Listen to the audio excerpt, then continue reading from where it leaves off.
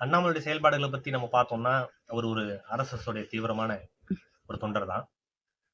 BL. Santhosh தான் அவர் வளர்த்து இவ்வளவு பெரிய ஆளாக்குனாரு. இப்படிப்பட்டவர் ஒண்ணு திடீர்னு தமிழ்நாட்டுல புதுசா கட்சி ஒரு ஆரம்பிக்கிறாரு அப்படின்னு பார்த்தோம்னா, இதுக்கு முன்னாடி பிஜேபியோட ஆசீர்வாதம் நிச்சயமா இருக்கு. தலைவரை பார்த்து ராஜினாமா கொடுக்குறாரு, பிரதமரை பாக்குறாரு.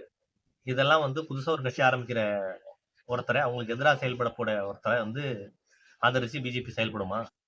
நிச்சயமா கிடையாது. இது பிஜேபி ஒரு துணை போலதான் நம்ம நினைக்கிறோம். பட் ஆனா இதுக்கு ஒரு முக்கியமான ட்ராக்ஷன் இருக்கும். ஏன்னா அண்ணாமலை வந்ததுக்கு அப்புறம் தான் தமிழ்நாட்டுல பிஜேபிக்கு ஒரு அக்செப்டன்ஸ் கிடைச்சது.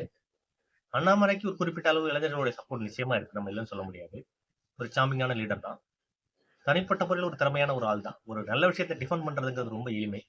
ஆனா பிஜேபி டிஃபெண்ட் பண்ணி பல இடங்கள்ல ஒரு பேசுறதுங்கிறது ரொம்ப கடினமான செயல். பட் அது சில இடங்கள்ல சிறப்பாவே அண்ணாமலை செஞ்சிருக்காரு. அவருடைய செயல்பாடுகள் எப்படி இருக்குன்னு நமக்கு தெரியாது, அது பொறுத்து இருந்து பார்ப்போம். நம்ம ஏற்கனவே இதை பத்தி ஒரு வீடியோ போட்டிருக்கிறோம். தமிழ்நாட்டுல இந்த நடந்த எலெக்ஷன்ல பிஜேபி தான் ரொம்ப அடி வாங்கிச்சுன்னு. பிஜேபியோட அடுத்த ஒரு முயற்சி தான் இது. நீங்க பாத்தீங்கன்னா பிஜேபி இப்படி தமிழ்நாட்டுல இல்ல, இந்தியாவுல எவ்வளவு பெரிய கட்சியா இருக்காங்கன்னா அவருடைய தொடர் முயற்சி இருந்துகிட்டே இருக்கு ஒவ்வொரு விஷயத்திலையும். தமிழ்நாட்டுல அவங்களால கால் ஊண்ட முடியல இன்னைய வரலையும். பட் ஆனா அவங்க தொடர்ச்சி அதுக்கான முயற்சிகளை எந்த இடத்துலயும் கைவிடல. ஏதாவது ஒரு ஆல்டர்னேட்டிவ் திங்க் பண்ணிக்கிட்டு ஒர்க் பண்ணிக்கிட்டே இருக்காங்க பாரு. இந்த விஷயங்களை தான் நீங்க அவங்ககிட்ட இருந்து கத்துக்கணும். பார்ப்போம் எதிர்காலத்துல அண்ணாமலையுடைய கட்சி எப்படி செயல்படுது, மக்களுடைய ஆதரவு இருக்கா இல்லையாங்கிறத எதிர்காலத்துல பார்ப்போம். நன்றி.